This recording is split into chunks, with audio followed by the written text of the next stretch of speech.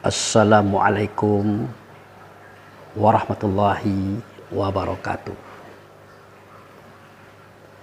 Saudaraku kaum muslimin dan muslimat, saudara sebangsa dan setanah air, dimanapun Anda ada dan berada, siapapun Anda, apapun Anda, apapun agama Anda, apapun aliran Anda, kita adalah satu, kita bersaudara, kitalah bangsa Indonesia. Siap. Hari ini saya berada di Serang, Banten. Insya Allah nanti pukul 4 saya dengan saudara-saudara kita di Banten bergerak menuju kota Mekah dalam rangka nilai-nilai ibadah, dalam rangka nilai-nilai dakwah, dalam rangka mencari nilai-nilai ketuhanan di lokasi yang kita tuju tadi. Namun pada pagi hari ini saya sempatkan untuk saya menyampaikan sesuatu yang pernah terhapus, yang pernah dihapus, yang mungkin sangat diharapkan oleh saudara-saudara kita. Materi kaji ini tetap ada. Nah sebenarnya saudaraku, ya materi daripada apa itu kitab, apa itu Quran, apa itu ayat, sudah ada saya buat. Tetapi kemarin ya kita mengaitkan itu kepada apa yang disampaikan oleh saudara kita ya yang sekarang sedang viral.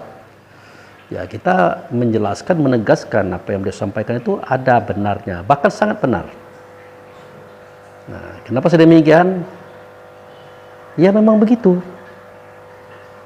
Seketika beliau mengatakan bahwa Nabi Muhammad ya dia tidak umi, dia bisa membaca. Ya memang begitu. Nah, bagaimana Pak Abu Fikri bisa mengatakan itu dan berani menyatakan itu? Sedangkan kita selama ini kan sudah terdogma, terbiasa, terdoktrin mengatakan beliau itu buta huruf. Muhammad Nabil Ummi. Muhammad itulah nabi yang tidak bisa membaca, tidak bisa menulis. Nah, kan begitu bahasa kita selama ini. Padahal ya bukan begitu pengertiannya. Muhammad itu bukan tidak bisa membaca, tapi tidak pernah membaca. Muhammad itu bukan tidak bisa menulis, tapi tidak pernah menulis. Ya kenapa sedemikian? Ya ngapain beliau membaca tulisan orang? Menyalin dan menulis tulisan orang. Sedangkan tidak satu pun bacaan, tidak satu pun tulisan yang ada pada buku-buku, semuanya bercerita tentang ayat, tentang ruh, tentang diri sebenar diri yang ada pada diri setiap manusia. Sedangkan beliau sangat tahu apa itu ruh, apa itu diri sebenar diri pada setiap manusia, dan apa itu dianya mukmin. Nah, sekaligus Nabi Muhammad itu menghindarkan image seakan-akan kitab Quran ini adalah karangan dia, ya, tulisan dia.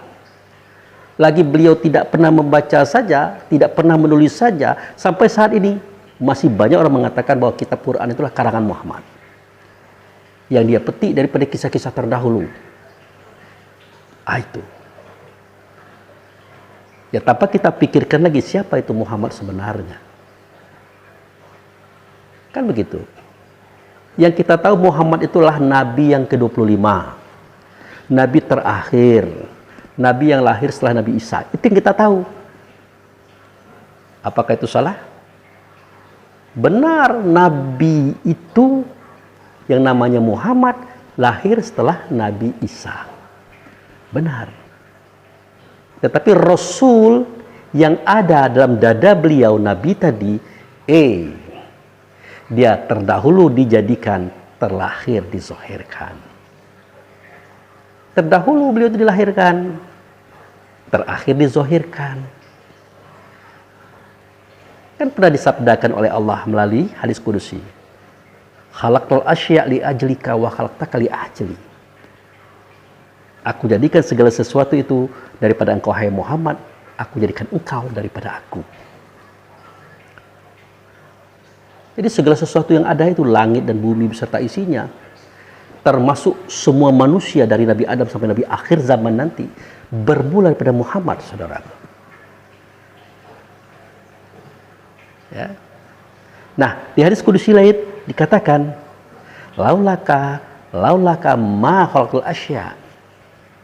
Kalau bukan karena engkau, hai Muhammad, karena bukan karena engkau, hai Muhammad, tidak akan kujadikan segala sesuatu. Nah, sebegitu hebatnya Muhammad ini, sebegitu utamanya Muhammad ini, bahwa segala sesuatu bermula daripada diri beliau. Jadi apa yang beliau tidak tahu?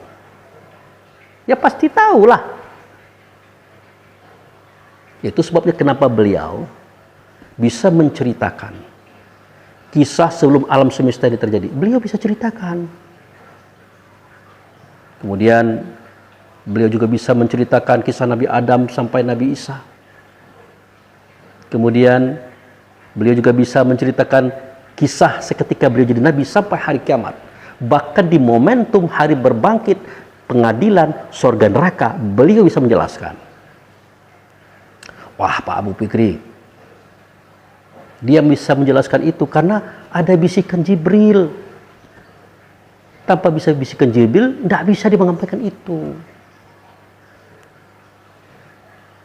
Mulai daripada wahyu yang pertama di Gua Hira itu, kan Jibril mendatangi beliau itu.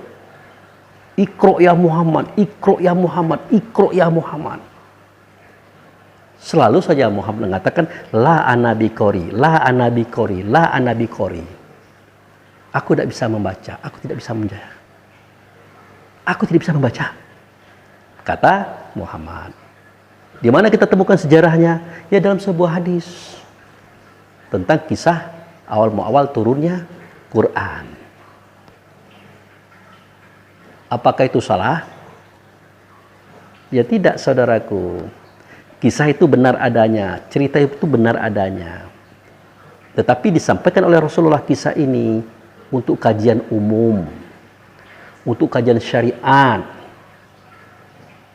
Karena tingkatan keilmuan Islam ini ada 7 tingkat.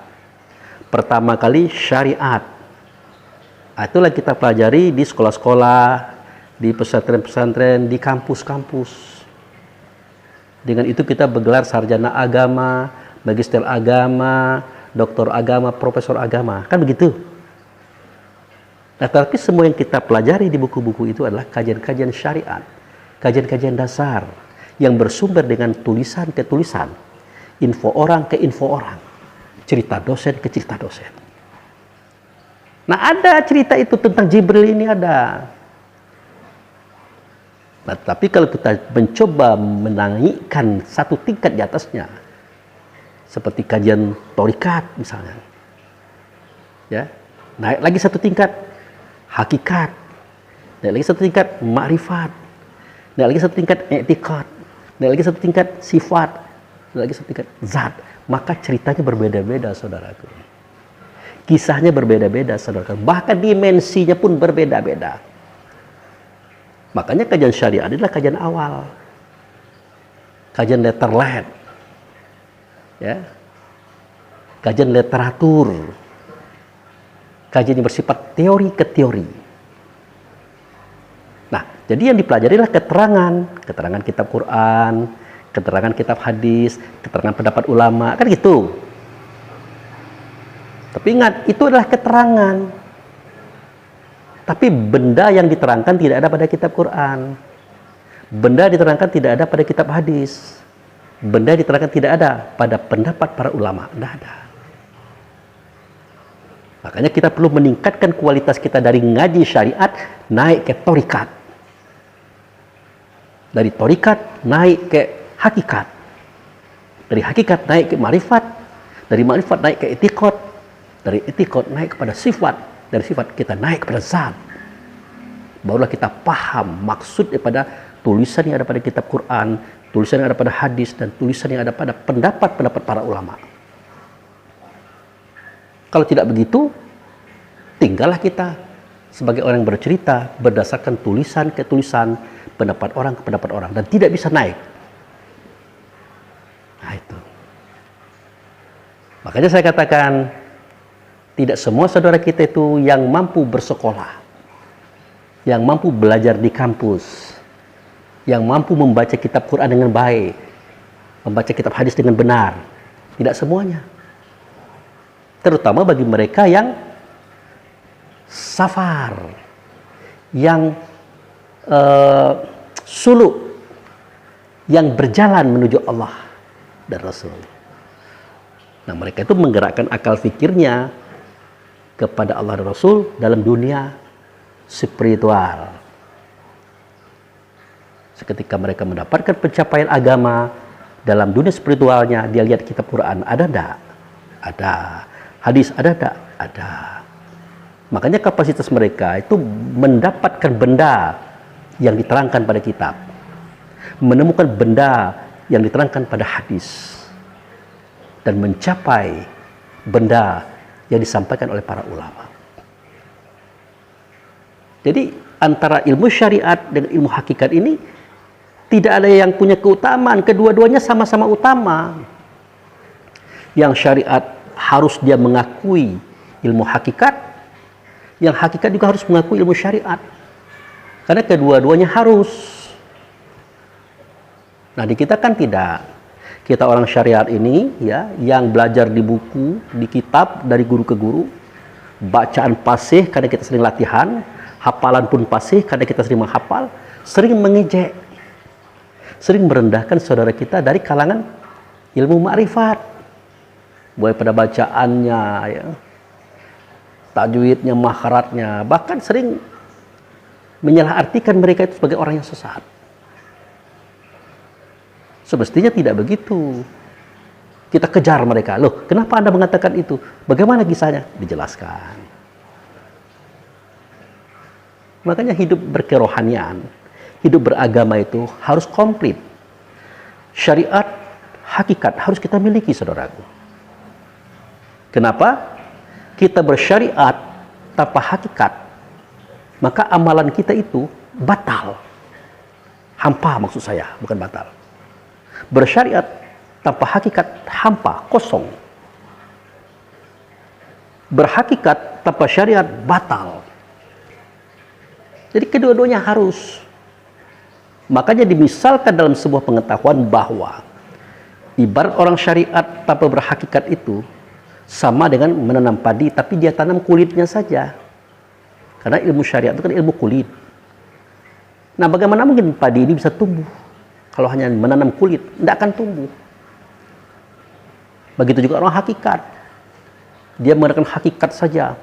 Syariatnya tidak ada. Kenapa jenengan tidak sholat? Oh, saya sudah ingat Allah.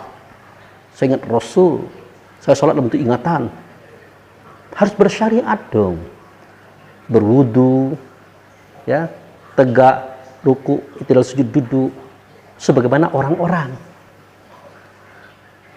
Jadi kalau kita hanya berhakikat tanpa bersyariat, maka amalan kita batal. Bersyariat tanpa hakikat, hampa. Berhakikat tanpa syariat, batal. Sama dengan kita menanam padi, tapi kita tanam berasnya saja, tidak akan tumbuh. Ya, kita tanam isinya saja, tidak akan tumbuh, bahkan beras itu akan membusuk.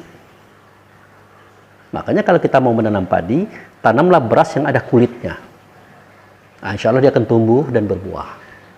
Tapi kalau kita tanam kulitnya saja, dalam artian syariat, atau kita tanam isinya tanpa kulit dalam artian hakikat, maka tidak akan tumbuh dan tidak akan berbuah. Itulah maknanya, saudara.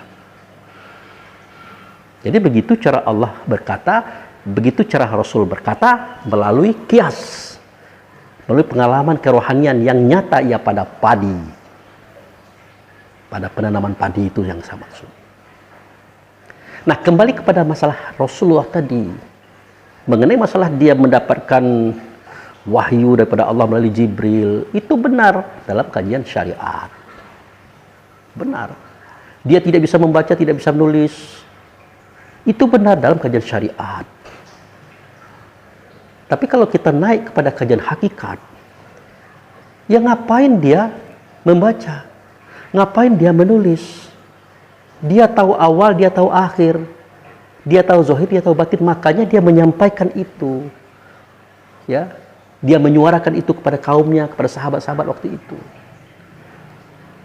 Tidak mungkin dia menyampaikan itu dapat bisikan dari Jibril dulu, tidak begitu. Karena dia tahu. Nah, coba ya. Misalnya Nabi Muhammad itu menyuarakan suara, mengatakan kata wahyu. Dapat dari bisikan Jibril, baru dia sampaikan. Dapat bisikan Jibril, baru dia sampaikan. Ya. Apakah ini benar? Dalam kajian syariat ini benar. Tapi dalam kajian hakikat tidak begitu. Apa maksudnya Pak Abu Fikri? Nah, dalam kajian hakikat, Nabi Muhammad itu kan tidak boleh membicarakan, menyuarakan sesuatu kalau dia tidak ada ilmunya. Kan itu yang beliau ajarkan kepada kita. Wala takfu ma laisa laka bihi ilmu. Inna sam'a wal basyara wal fuada kullu ulaika kana anhu mas'ulan. Janganlah kamu perkatakan kata jika kamu tidak punya ilmunya. Artinya mendengarlah tidak, melihatlah tidak, berhadapan dengan kejadian tidak, lah ngomong pula jangan, kata beliau. Sesungguhnya pendengaranmu, penglihatanmu, rasa batinmu akan ditanya Allah tentang apa yang kau bicarakan. Ini beliau mengajarkan. Nah, apa mungkin beliau ini itu yang beliau ajarkan beliau melanggarnya? Tidak mungkin. Nah, ini hanya bisa kita pahami kalau kita menggunakan akal kita untuk berpikir, saudara. Seketika kita menaikkan dimensi kaji kita kepada tingkat hakikat. Ya, kalau di syariat benar itu. Ada orang bertanya begini begitu, akhirnya dia diam sampai nunggu kabar Jibril, ngomong dia. Ada lagi bertanya, diam nunggu Jibril, ngomong dia. Itu benar di kajian syariat. Tetapi jelas kalau seperti itu kondisinya, jelas Muhammad itu tidak pernah mendengar, tidak pernah melihat, tidak pernah menyaksikan kejadian dia ngomong. Berarti dia melanggar. Melanggar apa? Melanggar ajarannya sendiri. Makanya kalau kita mengaji hakikat, pasti kita paham kajian syariat. Oh, itu kajian syariat.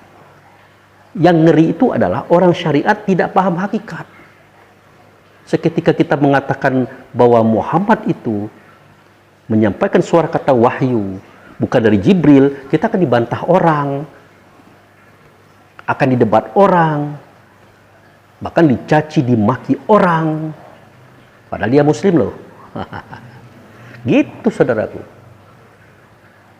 Nah itu. Jadi tidak mungkin Muhammad itu dia bisa menceritakan awal dan akhir, zahir dan batin alam semesta ini kalau bukan dia yang mengalami kisah itu.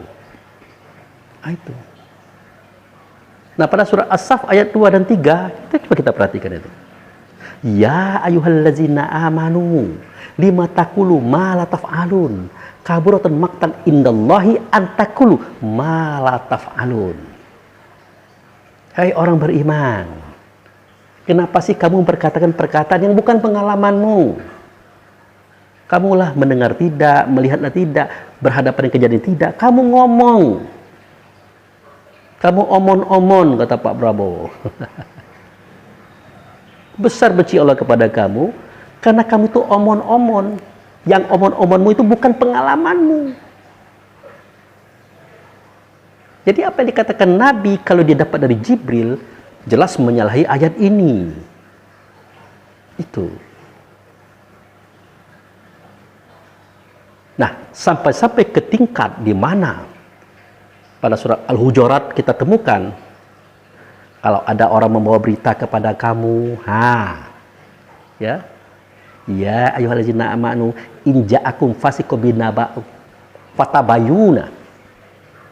Hai orang beriman, jika ada orang yang datang kepada kamu bawa berita tentang seseorang atau sekelompok orang, maka cek dulu kebenarannya, teliti dulu kebenarannya. Takutnya dia ini omon-omon. hanya mengatakan saja, tapi dia bukan pengalamannya. Dia dengar dari orang ke orang, ya, mulut ke mulut, info ke info, tapi dia tidak mendengar langsung, tidak menyaksikan langsung, tidak berhadapan dengan kasus langsung. Makanya mereka itu dikatakan fasik. Orang yang fasik itu adalah orang yang membicarakan sesuatu tanpa dia mendengarnya, tanpa dia melihatnya, tanpa dia menghadapinya, dan bukan pengalamannya. Itulah orang fasik. Ngapa mungkin Rasulullah itu orang fasik? Dia menyampaikan suara kata kepada kaumnya sebagai wahyu saat itu karena mendengarkan kata Jibril. Ingat ya, ini kajian hakikat ya. Tapi dalam kajian syariat itu sudah benar. Sudah benar itu. Dalam kajian dasar itu sudah benar. Tapi kalau naik ke torikat, naik ke hakikat, berbedalah dia. Makanya orang hakikat tidak boleh menyalahkan orang syariat. Orang syariat pun tidak boleh menyalahkan orang hakikat. Kisahnya begini. Ini kita baru sebatas hakikat. Belum lagi ma'rifat, i'tiqad, sifat, zat. Itu akan jauh berbeda ceritanya, saudaraku. Ya. Pak Abu Fikri, bolehkah kiranya kajian hakikat tadi naikkan sedikit volumenya? Biar kita dapat contoh tentang Muhammad ini. Boleh, tidak apa-apa. Saya tidak akan pelit menyampaikan. Ya. Nah, kita naikkan kepada kajian ma'rifat. Artinya kita mengenal. Kita tahu persis persoalannya. Nah, coba lihat surat Luqman ayat 25. Coba saudaraku baca pelan-pelan. Wala in sa'altahum man khalaqas samawati wal ard. Sayaqulunallah. Qulil hamdulillahi balhum katsira la ya'lamun. Kalau kamu tanyakan kepada mereka ahli kitab, ahli buku, ahli syariat, dari zaman Nabi dulu sampai hari ini, siapakah yang menjadikan langit dan bumi? Pasti mereka mengatakan Allah. Pasti. Apakah itu salah? Tidak. Memang dalam tulisan itu begitu kisahnya. Begitu ceritanya. Baik di Quran ataupun hadis, pendapat para ulama, begitu ceritanya. Tidak salah. Tetapi karena kita itu memandang kaji ini pada posisi ma'rifat, maka berbeda kisahnya. Kalau kamu tanyakan kepada mereka siapakah yang menjadikan langit dan bumi, pasti mereka mengatakan Allah.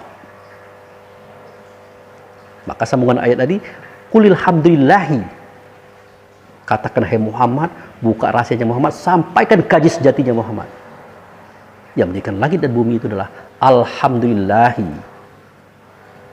Alhamdulillahi itu, alif lam itu nama Allah, hamdu itu nama beliau. Beliau yang mana? Beliau Ahmad. Ahmad yang mana? Muhammad Rasulullah yang kita ceritakan hari ini. Beliau itu yang menjadikan langit dan bumi. Balhum katsiro la ya'lamun. Tetapi sayang, tidak banyak orang yang tahu kisah ini. Kenapa tidak banyak? Karena tidak banyak di antara kita yang menaikkan gelombang kaji dan pemahaman ini ke tingkat ma'rifat. Tidak banyak. Karena terlanjur a priori, terlanjur tidak suka, terlanjur mencaci dan mengatakan itu sesat. Semestinya tidak begitu. Tuntutlah kajian di syariat. Sekolahlah kita. Ambil S1, S2, S3, profesor agama. Cukup bekal kita. Naik ke kajian tarikat, hakikat ma'rifat, sampai i'tiqad, sifat dan zat. Kita akan bertemu agama dalam bentuk utuh, saudaraku. Bagaimana agama dalam bentuk utuh? Tidak bisa disuarakan lagi. Tidak bisa dikatakan lagi, tidak bisa diceritakan lagi, hanya terasa adanya. Itu. Disitulah kesempurnaan amal itu kita miliki, kita dapatkan kalau kita mau. Makanya saya sarankan jangan dulu berhenti, saudaraku. Jangan dulu berhenti, saudaraku. Nanti Anda akan mempertikaikan persoalan orang, pendapat orang, pandangan orang. Kan terbukti kan? Seketika saudara kita itu muncul, Dia mengatakan Muhammad itu bukan ummi, bukan tidak baca, bukan tidak bisa menulis. Heboh kita. Ya ngapain dia membaca, ngapa dia menulis? Dia tahu bahwa awal muawal segala sesuatu bermula daripada dirinya. Dia tahu kisahnya. Bahkan menjadikan langit dan bumi beserta isinya dia. Alhamdulillah itu. Nah, begitu saudaraku. Oke, nah sekarang mari kita buktikan apakah benar Muhammad itu ummi. Jawabnya benar dalam kajian syariat. Bahkan dia mengatakan, "Iqra ya Muhammad." Baca ya Muhammad, kata Jibril. Beliau menjawab, "La ana biqari." Aku tidak bisa membaca. Aku tidak bisa membaca. Benar. Tetapi perhatikanlah kalimat yang ada pada surat Jumat ya, atau Al-Jumu'ah ayat 2. Perhatikan itu. Wallazi ba'sa fil ummina rasulan minhum yatlu alaihim ayatina wa yuzakkikum wa yu'alimul kitab wal hikmah. Dan seterusnya itu.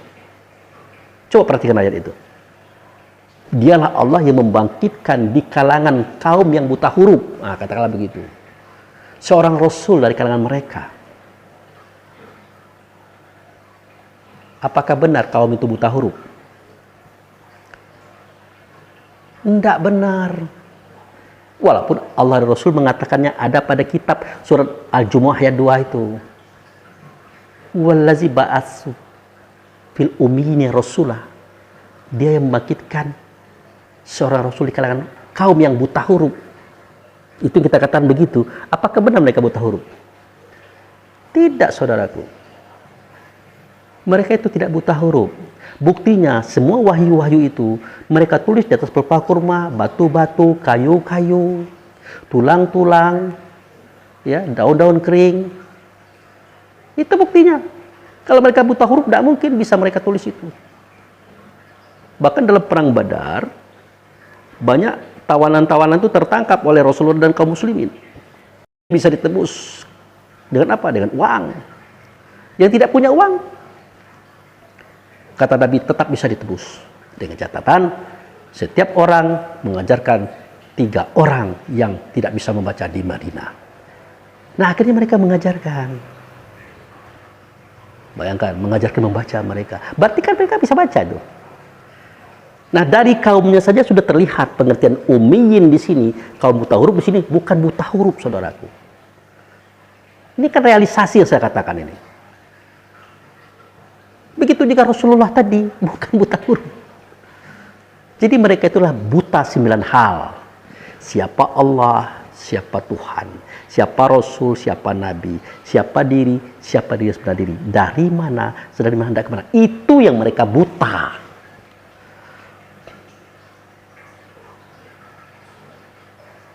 Lalu bagaimana dengan Nabi Muhammad? Ada juga kalimat Muhammad Nabil Ummi.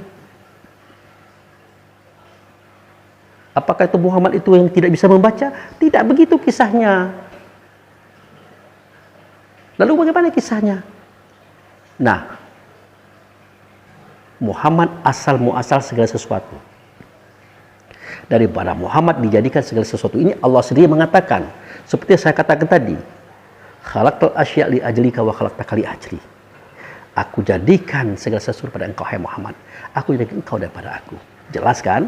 Nah, diulangi lagi oleh Allah, laulaka ma khalaqtal asya'.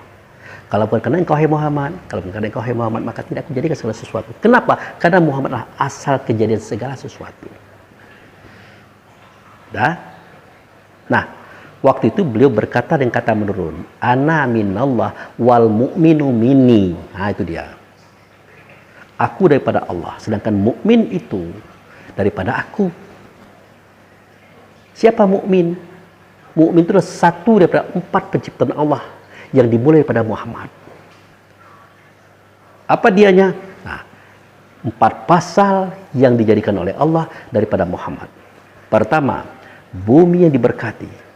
Itulah negeri Bakah, negeri hakikat yang ada di luar sanjur alam. Kedua, aras di bumi, Aras ini adalah di bumi berkati tadi, bukan di bumi kita. Sudah? Yang ketiga sorga neraka. Yang keempat mukmin. Mukmin adalah ruh. Ruh siapa? Ruh langit, ruh bumi, ruh segala sesuatu. Ruh malaikat, ruh manusia, ruh jin, dan ruh segala sesuatu. Itu mukmin. Kenapa ruh tadi dikatakan mukmin? Nah, karena dia pernah menyaksikan Allah. Tidak nyata Allah, maka nyata Rasulnya. Makanya mereka bersyahadat dengan syahadataini. Nah, kejadian ini ada pada surat Al-A'raf ayat 172. Wa iz akaza rabbuka min bani Adam min zuhurihim dzurriyyatahum wa asyhadahum ala anfusahum. Alastu bi rabbikum?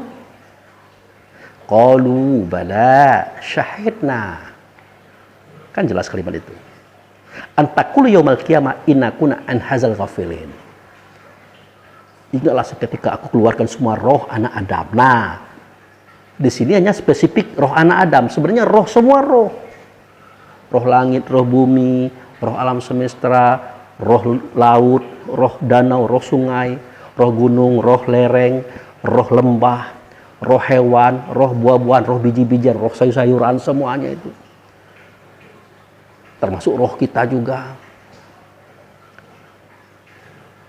Nah, tapi spesifik kajian ini hanya fokus kita anak Adam. Ingatlah seketika kami kumpulkan semua roh anak Adam. Kami angkat sumpah janji satu persatu di atas mereka. Ditanyakan kepadanya, alastu bi rabbikum? Adakah tidak aku ini dengan Tuhan kamu, yaitu Allah? Ya karena kita melihat kepadanya, mendengar suaranya, dan langsung berkata, bala syahidna. Benar kau dengan Tuhan kami. Kami menyaksikan. Maka semua ruh tadi, semua mukmin tadi sujud kepada Allah yang nyata ia pada Muhammad. Sambil berkata, asyhadu an la ilaha illallah wa asyhadu anna Muhammadar Rasulullah. Aku bersaksi tidak ada zat, tidak ada sifat, tidak ada nama, tidak ada perbuatan kecuali Allah lah dianya. Kita akui Allah lah dianya. Tetapi tidak Allah yang aku saksikan, tidak Allah yang kuhadapi, yang aku lihat, yang ku dengar saat itu, melainkan utusannya. Bernama ia dengan nama Muhammad. Nah, itulah kisahnya saudara, kenapa dia diberi nama dengan nama mukmin atau orang yang percaya kepada Tuhan. Nah, saat itu beliau disebut abaun. Disebut bapak. Makanya dia berkata, ana abaul arwah, Adam abaul bashar. Aku adalah bapak semua roh. Nah, itu dia. Roh langit, roh bumi, roh laut, roh sungai, roh danau, roh gunung, roh lembah, roh lereng, ya, roh hewan, roh sayur, roh buah, macam-macam itu. Akulah bapaknya, akulah sumbernya. Semua itulah turunanku, bukan keturunan ya, turunanku. Kalau keturunan pakai istri dia, pakai ibu mereka, tapi ini turunan. Waktu itu dia adalah bapak, anak abaul arwah. Makanya dikunci oleh Allah dalam Al-Quran, wa walidi wa mawalad, demi bapak dan demi anaknya. Siapa bapak? Bapak adalah Muhammad. Siapa anak? Anak adalah para ruh. Yang ruh tadi saya ceritakan sudah. Nah, waktu itu dia bapak. Tetapi setelah semua itu tercipta, dia membina, dia mendidik, dia melatih, dia memelihara, dia mencurahkan kasih sayang dan kecintaan. Waktu itu bukan bapak lagi namanya, tetapi umi atau ibu. Nah, itu untuk Muhammad, saudaraku. Nah, umi itu Muhammad, Nabil Umi itu artinya Muhammad, ibu daripada semua alam semesta. Dia mendidik, dia melatih, dia membina, dia mencurahkan rasa kasih dan sayang serta cintanya kepada alam semesta. Makanya dia dikatakan rahmatan lil alamin. Gitu. Ya. Nah, kalau kaumnya bagaimana? Nah, kaumnya itu benar. Benar. Kaum yang umi itu benar. Benar apa? Benar tidak kenal 9 hal. Tidak kenal siapa Allah, siapa Tuhan, siapa Rasul, siapa Nabi, siapa diri seperti sebelah diri, dari mana hendak kemana. Dia tidak kenal. Itulah kaum yang umi. Kalau masalah baca tulis jangan ngomong kita. Ya. Semua kitab-kitab itu sebelum dia turun dalam bentuk kitab, buku, terlebih dahulu ditulis di atas pelepah kurma, batu-batu, kayu-kayu, tulang-tulang, kulit-kulit. Semua itu ditulis oleh sahabat loh. Itu tandanya mereka bisa membaca. Sewaktu mereka harus menebus dirinya karena tidak punya uang, mengajar membaca, itu tandanya mereka bisa membaca. Nah, begitu cara kita memandang agama ini. Begitu saudaraku. Nah, kemudian coba perhatikan. Ya. Kelanjutan surat Sajadah tadi, perhatikan ya. Huwallazi ba'atsa fil ummiyina rasulan minhum. Sudah kita jelaskan ya. Dialah yang membangkitkan rasul di dalam kalangan kaum yang umi. Apa fungsi rasul? Yang ia nyata pada nabi tadi? Apa fungsi rasul? Yatlu alaihim ayatina. Nah, itu dia. Rasul itu mengajarkan cara membaca ayat-ayat kami. Nah, itu kerja beliau. Yatlu alaihim ayatina. Rasul itu melalui nabinya, dia mengajarkan cara membaca ayat-ayat kami kepada kaum umi tadi. Lalu apa itu ayat? Apa itu? Tulisankah? Bukan. Karena tulisan itu belum ada. Buku belum ada. Nah, kembali kepada cerita tadi. Seketika beliau kata, zalikal kitab. Bertanya sahabat, apa itu kitab? Kitab itu Quran. Wal Quranil Hakim. Apa itu Quran? Quran itu adalah ayat. Ayat yang mana? Ayat dalam dada kamu. Nah, jadi Rasulullah itu melalui pihak nabinya ya, mengajarkan kepada kaum, kepada umat, kepada bangsa yang umi tadi, tentang ayat ini apa. Siapakah Allah? Siapakah Rasul? Siapakah dirimu? Itu yang beliau ajarkan.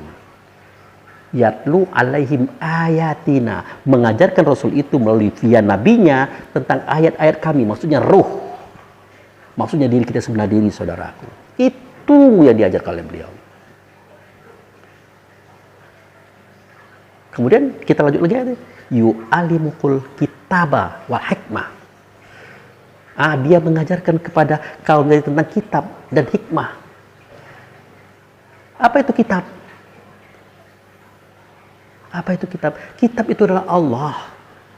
Allah itulah menyimpan rahasia awal dan akhir, zahir dan batin. Berarti wal awalu wal akhiru wal zahiru wal batinu berarti Allah. Tidak. Kita sekarang sering mengartikan Allah itu yang awal, Allah itu yang akhir. Padahal bukan begitu, saudaraku. Allah tidak mungkin yang awal, tetapi mengawali, benar. Allah tidak mungkin yang akhir, tetapi mengakhiri. Allah tidak mungkin zohir, tetapi menzohirkan. Menzohirkan siapa? Menzohirkan sifatnya yang bernama Muhammad tadi. Muhammad yang mana? Muhammad yang batin. Nah, karena dia batin, karena dia gaib, dia adalah Rasul, maka diberi tubuh. Tubuh itulah Nabi. Makanya saya dibantah oleh salah seorang netizen muda kita, bahwa Rasul itu adalah orang yang mendapatkan wahyu untuk kaum. Nabi itu adalah orang yang mendapatkan wahyu untuk dirinya sendiri. Salahkah itu? Ya tidaklah. Benar, Nabi itu mendapatkan wahyu untuk dirinya sendiri. Karena pada dirinya ada wahyu. Tentu ada pada tubuhnya kan, bukan tubuh orang lain. Benar. Makanya dikatakan pada surat apa ya? Surat Al-Kahfi itu. Kul inama ana basarum mitlukum yuha ilayya. Kan jelas kalimat itu. Katakanlah aku adalah manusia seperti kamu juga. Tapi pada diriku ada wahyu loh. Nah, jadi Nabi itu mendapatkan wahyu untuk dirinya itu benar. Nabi itulah tubuh badan jasad beliau. Menampung Rasul. Ya pada dirinya benar. Sedangkan Rasul itu adalah wahyu. Dia menyampaikan kepada semua kaum. Maka tidak satu pun suara kata yang beliau sampaikan kepada kaum, kepada umat, itu adalah wahyu. Makanya pada surat Al-Haqqah, Surat 69 ayat 40. Innahu laqaulu rasulin karim. Ya. Sesungguhnya Quran itu adalah perkataan Rasulku yang mulia. Perhatikan hakikat. Sesungguhnya Quran itu adalah perkataan Rasulku yang di dalam itu ngomong dia. Itu saudaraku. Makanya pada ayat tertentu dikatakan wa ma yantiqu anil hawa illa wahyu yuha. Tidaklah dia berkata berdasarkan hawa nafsu dirinya. Hawa nafsu itu artinya berdasarkan tubuh badan jasad tadi. Melainkan itu yang disampaikan wahyu. Tapi benar suaranya katanya terdengar pada tubuh badan jasad. Itu yang dimaksud saudaraku. Nah kajian ini hanya kita tangkap ada pada kajian hakikat. Masuk pada bab ma'rifat. Kalau syariat tidak begitu, beda memang. Nah, makanya kita dari kalangan ma'rifat memahami bahwa perbedaan itu tentunya begini loh.